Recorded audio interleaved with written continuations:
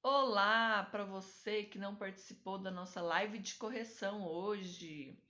Pois bem, eu corrigi já as atividades de ciências. No vídeo de ontem eu avisei que hoje a correção de ciências seria com live. Ontem à noite eu mandei o aviso para vocês do evento que nós teríamos. Eu só estou gravando esse vídeo porque é pouco conteúdo, então deu para conciliar a gravação e a live, ok? As próximas que eu marcar, eu vou fazer só a live, eu não vou estar fazendo a live e o vídeo, certinho? Então vamos lá. Livro Integrado de Ciências, página 37, número 1.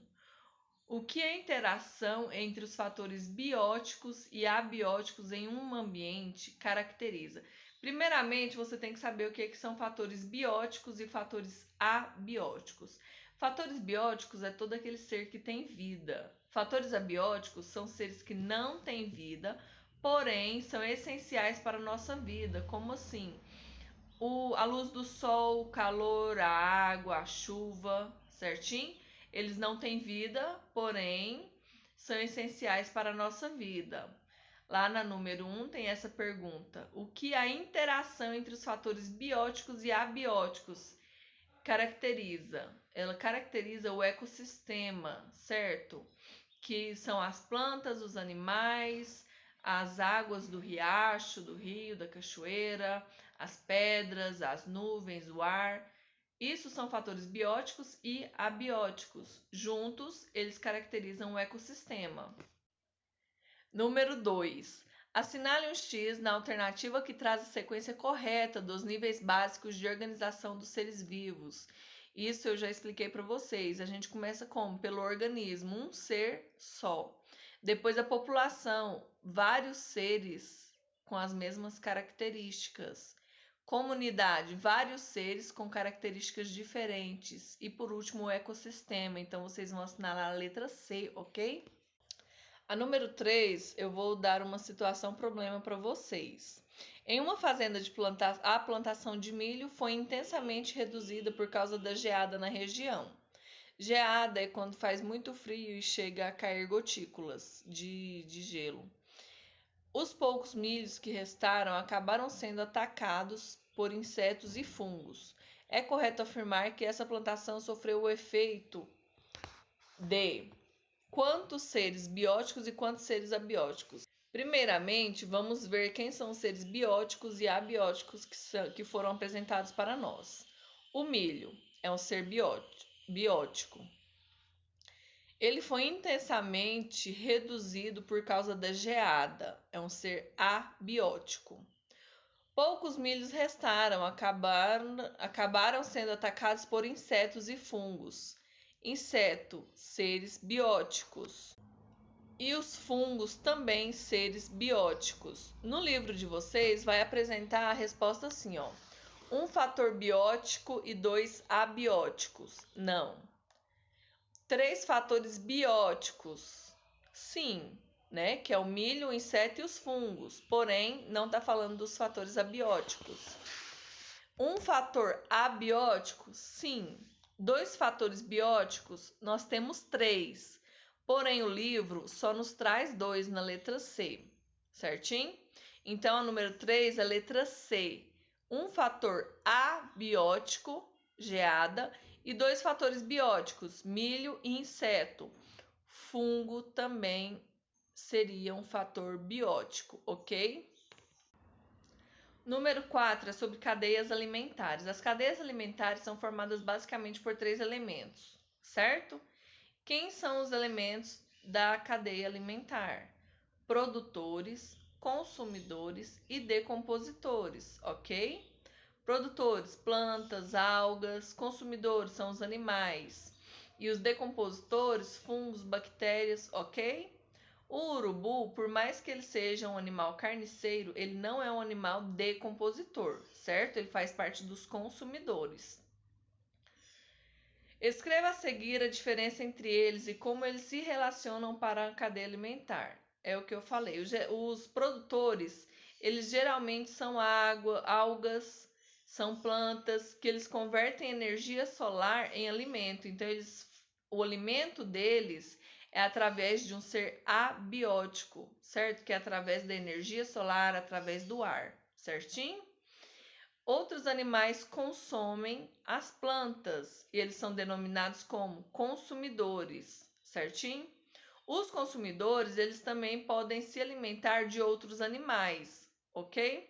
E os decompositores são seres como bactérias e fungos, que eu falei anteriormente.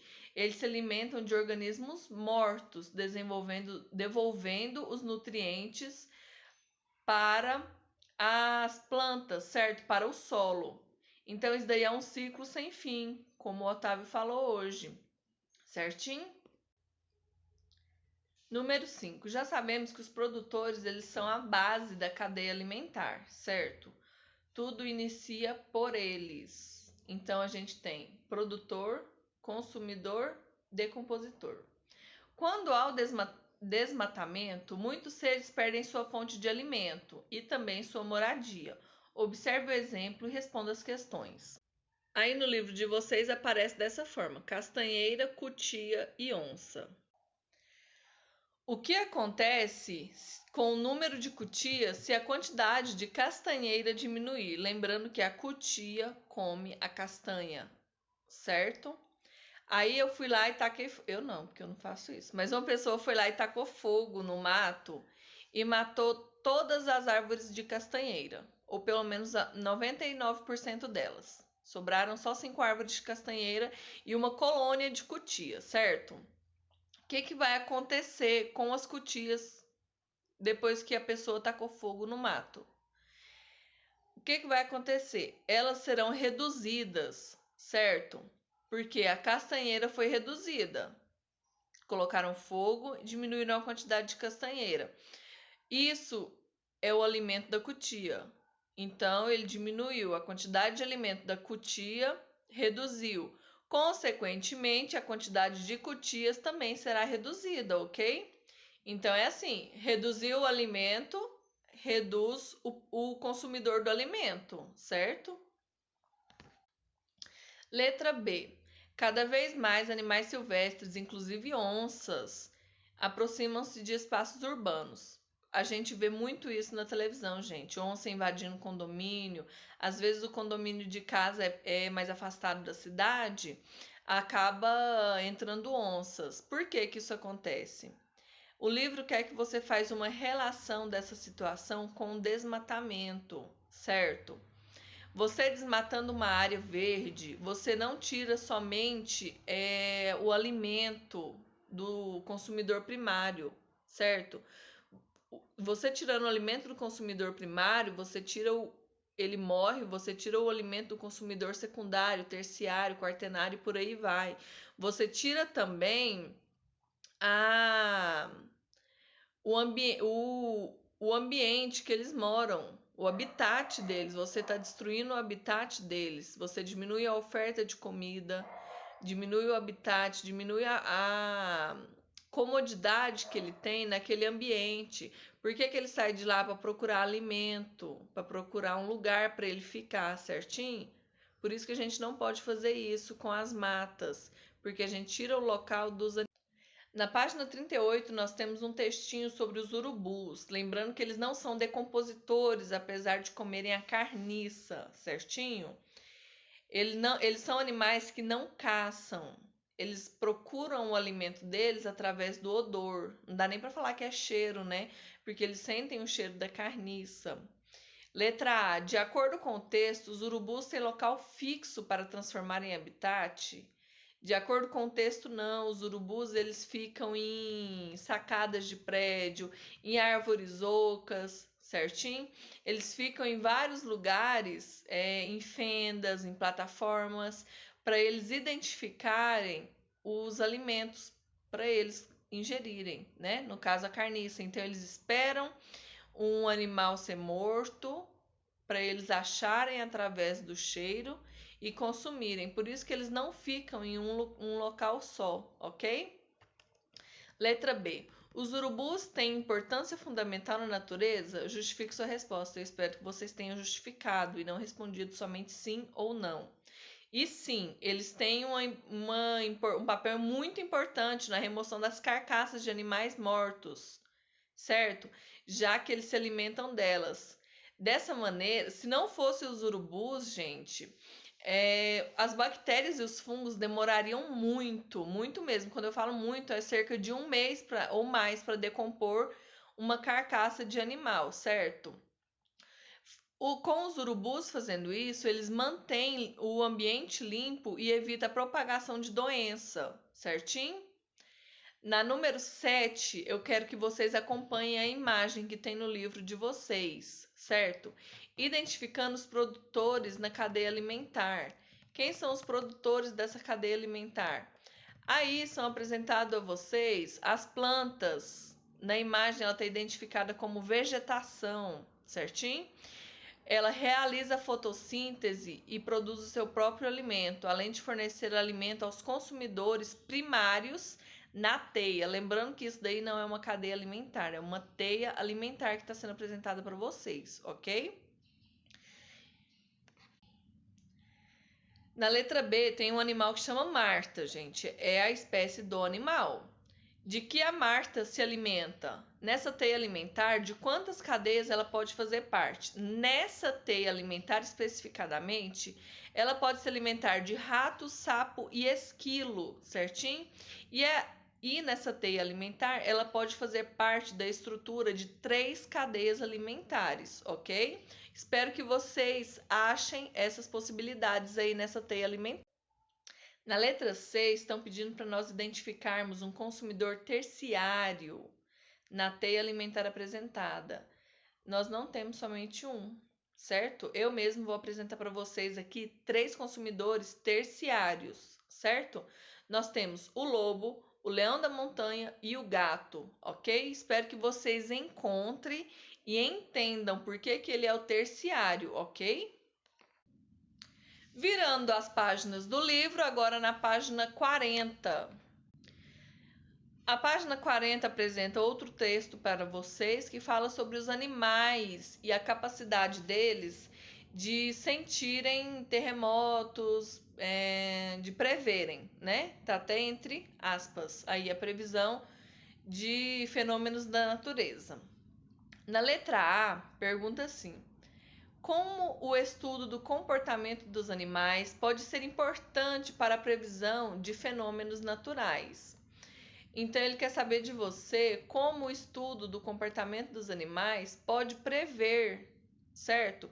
Alguns acontecimentos. Vamos lembrar que eles podem identificar através da inquietude dos animais, eles ficam inquietos. Quando eles podem, eles fogem dos locais, certinho? Para quê? Porque eles estão prevendo terremotos, furacões. Então, o que eles querem? Escapar desses locais, ok?